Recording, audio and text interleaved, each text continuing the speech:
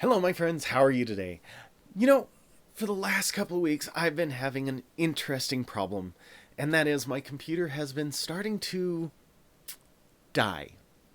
Yeah, pretty much. That's the short and skinny.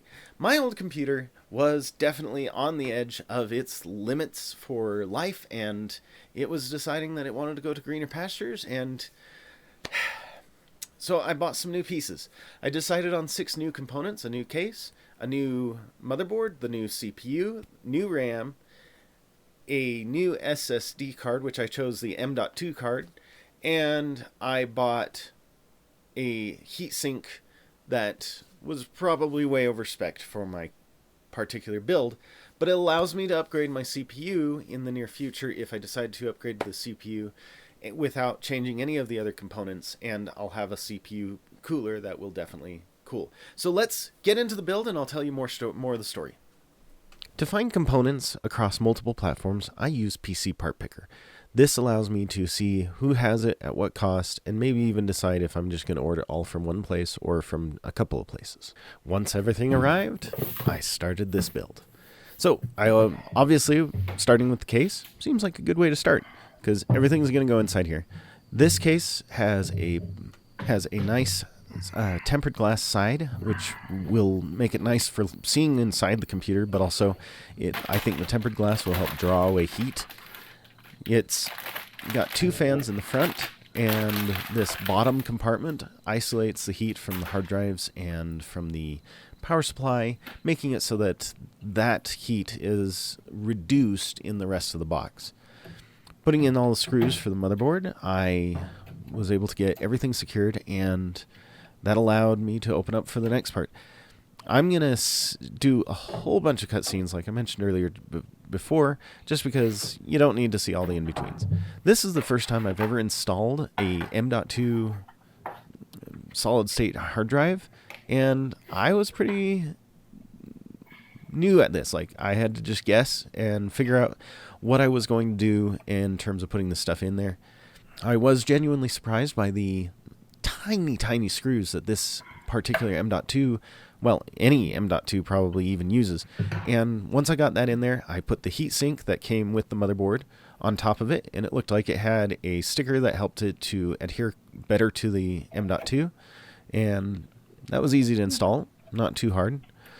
From there, I moved on to installing the power supply. So let's tear apart the back side of this box and get the power supply in. And I'm not going to do this in any particular order. I just kind of went with what I felt like doing next. Literally, I just had a lot of fun with this. All in all, putting this computer together probably took me maybe somewhere in the range of 2 to 4 hours of research time, getting all the parts together. Almost a week and a half of waiting for stuff to come in through the mail. And then it took me about 2.5 hours to put together because I was going slow and methodically. I like doing this a lot, and so going really fast is not my enjoyment on this. I enjoy doing this as carefully as I can, trying to get the cables organized and do the wiring management and get everything in there, getting the hard drives installed, and then just building the computer. After I built the computer, I used the M.2 as the main C drive for my computer, and that was a really good idea. Like, holy cow, this thing, once the BIOS loads, it takes the BIOS probably about 15 seconds to load. This computer logs into Windows in about 2 seconds. It is super fast. Installing all 4 of the RAM slots right now. This is 32 gigs of RAM that I chose to go with. And so 8 gigs per slot right now. I felt like this was more than plenty for my needs for right now. And if I need to, I should be able to upgrade to 64 or even 128 gigabytes of RAM if I needed to. This CPU shocked me. Somehow, 3 of the pins were bent out of factory. And when I tried to bend them back into place, I wasn't underneath the camera, so I don't have that footage for you.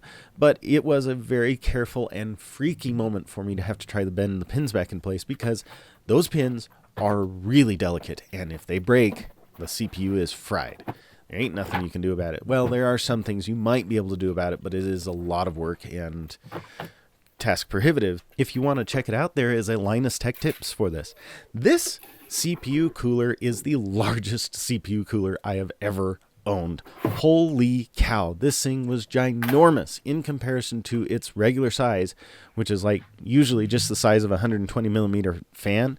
This thing is almost like 5 inches by 5 inches by 5 inches in volume, and it required its own special mounting type to be able to be mounted to this board. And luckily it came with that in the box, which was not described. I thought I would have to buy an additional mounting kit, and so finding the mounting kit inside the box was a wonderful saving of time, and I was really glad not to have to do that. As you notice, I put heat paste down just before putting down the heatsink. This is very important. This helps increase the transfer of heat from the CPU into your CPU cooler, which obviously increases your life and expectancy and performance of the computer.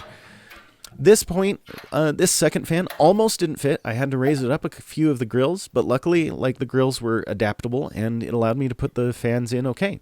Using just a little bit of isopropyl alcohol, I was cleaning off the old GTX 1070, which is the only part that I carried over from the old computer because I don't have enough money for a new video card right now. They are like $900 right now. And everything that I bought only added up to $700 right here. So, weigh that how you want. I did not want to double the cost of my computer just for a video card.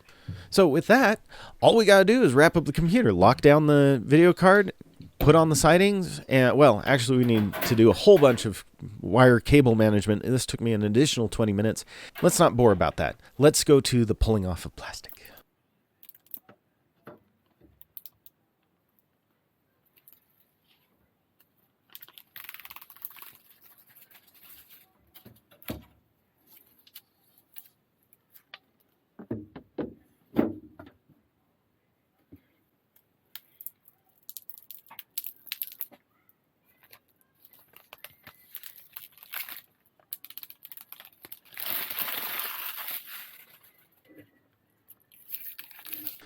It is so fun to just be able to do that and to share this with you. Like, I know that a lot of people actually find this an enjoyable thing, like almost an ASMR experience. But also this device has RGB fans in it, which is a novelty for me because I've never really gone for the RGB fans. And there is a little bit of control that I have with this, but, you know, funny enough, I'm just a little bit old school. I typically have the LEDs off, you know, just not on. This new computer is just phenomenal. I have been able to max spec all of the games that I have, even the hardest running game that I have, which is the flight simulator game.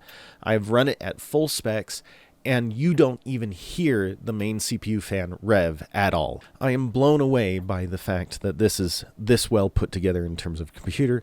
I love the fact that I can now edit videos without having glitches or restarts all of a sudden out of nowhere. That all being said, after I got all the hardware done, it was time to work on the software. I had to reinstall Windows, then I had to reinstall Photoshop and video editing, and I had to reinstall all the games.